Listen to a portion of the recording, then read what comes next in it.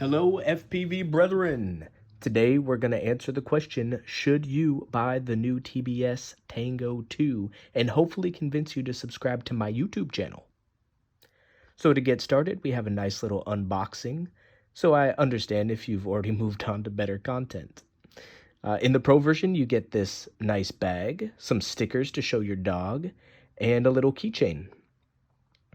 And of course, the radio itself. Now, I went ahead and written up a pros and cons list for everybody to read. But I realized we're watching an FPV YouTube video and nobody reads. So I made this nice little video of a squirrel in the corner for the rest of us to look at. So the Tango 2 is a beautiful radio, but should you buy it? And the answer is yes, for a lot of you. See, most of us are just bashers. We're not super interested in ultra accurate freestyle, and we're not very top end racers.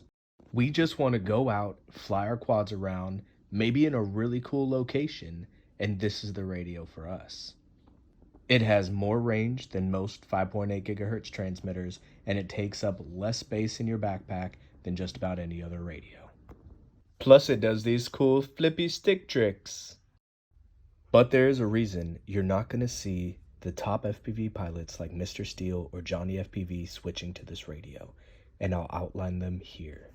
First off, the radio doesn't even have a neck strap. Just kidding. I don't think that's a deal breaker for anybody, honestly. But really, I've flown a lot of different radios over the years, and they all feel different in a way that's hard for me to quantify. I just don't think that this radio has the hand feel that really accurate pilots are looking for.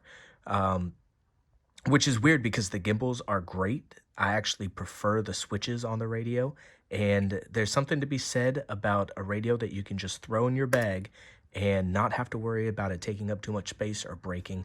I think that it opens the doors for pilots to get to new areas, and that's something that is even harder to quantify than the feel of the radio. So to make this video short and sweet, I would not recommend this radio for somebody looking to compete in the highest level of racing or get those ultra cinematic shots. That being said, 90% of the FPV drone community would be really happy with this radio. If you like flying around like this radio is almost definitely for you.